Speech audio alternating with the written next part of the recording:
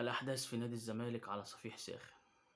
ماتشات، هزائم، سوء أداء، تخبط إداري، مشاكل فنية وإدارية. هنتكلم عن 3 حاجات النهاردة مهمين جدا: مصير مجلس الإدارة، مصير مرتضى منصور والمجلس الحالي، مصير أوسيريو، بمعنى يعني مش عايزين نقول مشكلة أوسيريو مع لجنة الكورة، مصير بعض اللاعبين والصفقات.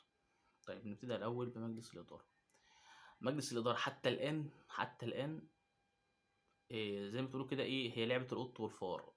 وزارة الشباب والرياضة مستنية مجلس الإدارة يستقيل ويقدم استقالته عشان تبدأ تعيين لجنة، وفي نفس الوقت مجلس إدارة نادي الزمالك لحد دلوقتي محدش فيهم قدم استقالته، ومحدش فيهم نوه عن أي حاجة. كل اللي اتقال في المؤتمر الصحفي وفيما بعد المؤتمر الصحفي مفيش أي إجراء اتاخد. طيب وزارة الشباب والرياضة مستنية، ومجلس إدارة نادي الزمالك مستني، هما الاتنين قاعدين مستنيين. طيب السيناريوهات المطروحة ايه؟ السيناريو المطروح ان في جلسة كده هتتم بين وزير الشباب والرياضة وبعض اعضاء مجلس الادارة.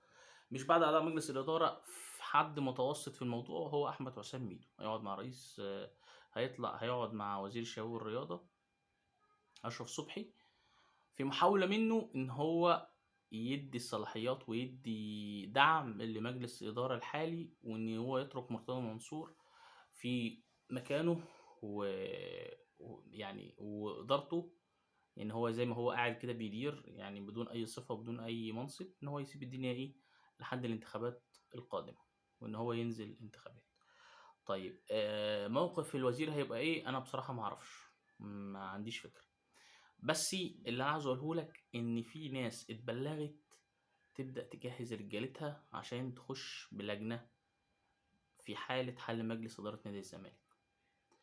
مين هم الناس اللي اتبلغوا إن هم يجهزوا رجالتهم عشان لو تم حل مجلس إدارة نادي الزمالك؟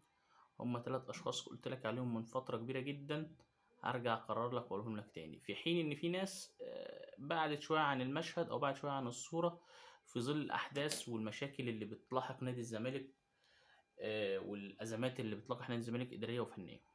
المرشح الأول هو اللي هو أحمد سليمان. المرشح التاني هو الكابتن حسين لبيب. المرشح التالت هو الأستاذ عمرو الجنايني العضو رئيس اتحاد الكرة السابق. دول التلاتة اللي المفروض لو تم حل مجلس إدارة نادي الزمالك، حد من التلاتة دول هيخش بلجنة أو هيخش بناس معاه عشان يدير النادي لحين عقد انتخابات لنادي الزمالك. طيب الفكرة دلوقتي طيب هو الفكرة دلوقتي هو مجلس الإدارة هيتحل ولا هم هيقدموا استقالتهم؟ حتى الآن محدش عارف. ما اكدبش عليك، مجلس الإدارة مستني وزارة الشباب والرياضة تحل، وزارة الشباب والرياضة مستنية مجلس الإدارة هو يقدم استقالته ويسهل عليهم المأمورية. طيب دي النقطة الأولانية. النقطة التانية أوسيريو ومشاكله الفنية وتدخل لجنة الكرة معاه. لجنة الكرة خلينا نقول كده، مش لجنة الكرة كلها، لجنة الكرة كلها مستاءة جدا من أداء أوسيريو، وإن هو بيلعب في التشكيل وبيلعب لعيبة غير مراكزها وبيلعب بخطط غريبة. أنا أتفق معاهم في بعض الحاجات، ولكن أنا مش شايف أنت جايب مدرب معلش ما كملش شهر وهتنك بقى تقول له انت بتعمل ايه وما بتعملش ايه وتسوي إيه. انت المفروض اصلا حاطط معاه بلان وحاطط معاه خطة هو هيلعب بايه وهينفذ ايه وهيشتغل ازاي من قبل ما يشتغل. مش جاي دلوقتي تقول له انت هتشتغل، انت بتشتغل ازاي ولا بتعمل ايه. امبارح في ماتش الاسماعيلي بصراحة هو اوسيريو انا اتفاجئت بخطة ان هو ما بيلعبش باك يمين، وان هو معتمد على ابراهيم نضاي ان هو يبقى يلعب باك يمين متاخر، او احمد زي زيزو يميل على ناحيه اليمين يلعب باك يمين متاخر. ودي حاجه بصراحه يعني كارثيه، يعني كارثيه، لان الهدف الاول لنادي الاسماعيلي بغض النظر بقى ان الهدف اصلا من بدايته فاول او مش فاول، هو جه من عند ناحيه الباك يمين.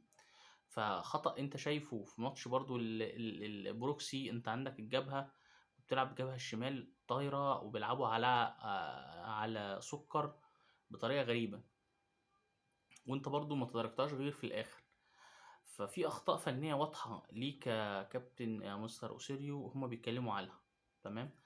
فقعد حد من لجنة الكورة قعد مع أوسيريو وقال له لأ أنت لازم تراجع نفسك في بعض المراكز اللعيبة، وترجّع كل لعيب يلعب في مركزه. والمفاجأة كان رَد أوسيريو عليه، قال له: "كل لعيب من اللعيبة اللي أنت شايف إن هي لعبت في مركز غير مراكزها، اللعيبة دي هي اللي طلبت كده، أو قالت له إن هي تُجيد اللعب في المركز ده." طب يا عم أوسيريو فكك من اللعيبة دي أصلًا، لإن اللعيبة دي كدابين مش كدابين، هم أصلًا مش عارفين مستواهم، لإن هم ما لهمش مستوى أساسًا.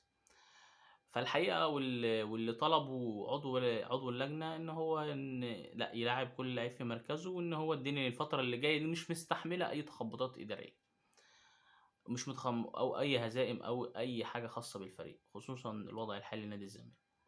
طيب الشِق الأخير للفريق الكرة هو الخاص بالصفقات اللاعبين واللاعبين الراحلين واللاعبين اللاعبين. في 12 لعيب هو استقر عليهم إن هم مش هيكمّلوا معاه الموسم الجاي، وطلب بعض التدعيمات في مراكز معيّنة، ما طلبش أسماء عشان بس بعض الوكلا هيشتغلوا ومش عارف إيه، وفي نفس الوقت برضه أنا مش هاقول الاسم ال12 لعيب مع إن أنا عارفهم هم ال12 لعيب، أو عارف معظمهم، يعني مش عايز أقول ال12 بالضبط لإن في اسم أو اسمين كده أنا عندي علامة استفهام عليهم، مش متأكد إن هم فعلًا محطوطين في قائمة الراحلين، لإن الاسمين بتوع بالنسبة لي يعني مش يعني مش متوقعها. المهم في 12 لعيب هو استقر إن هم هيمشوا خلاص من الفرقة.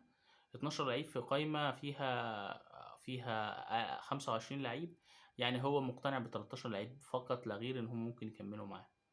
أنا مش باتكلّم عن الناشئين ولا باتكلّم على لعيبة تحت السِن مكمّلة للقايمة.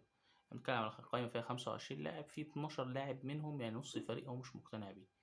طيب المراكز اللي طلب تدعيم فيها هي باك يمين، باك شمال، مهاجم، ولاعب مركز 6.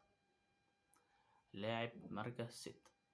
طيب من اختياراته وطلب لو في لاعب آآ مدافع بيلعب برجله الشمال يكون في انتداب ليه، لو ما فيش مدافع هيلعب برجله الشمال هو مش ما عندوش مشكلة إن هو في الناس الموجودة.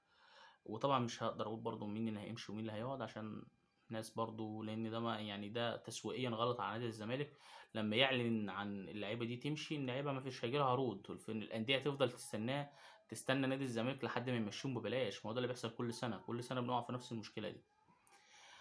فبالنسبة لمجلس الإدارة إحنا اتكلمنا فيه، بالنسبة لأوسيريو إحنا اتكلمنا فيه، بالنسبة للعيبة إحنا اتكلمنا فيهم 12 لعيب هم خلاص، والتدعيمات اللي هو طالبها أتمنى إن الزمالك يعني الأجواء فيه تستقر، لإن الوضع كارثي، كارثي، كارثي إلى نسبة كبيرة، وأتمنى الشفاء لمحمد حمدي الونش، إن هو بصراحة من اللعيبة الرجالة اللي الواحد لازم يقف ويتكلم عنها ويدعمها، غير لعيبة كتير جدًا موجودة في الفريق لا تستحق إن حد يذكر اسمها بشِلِن حتى.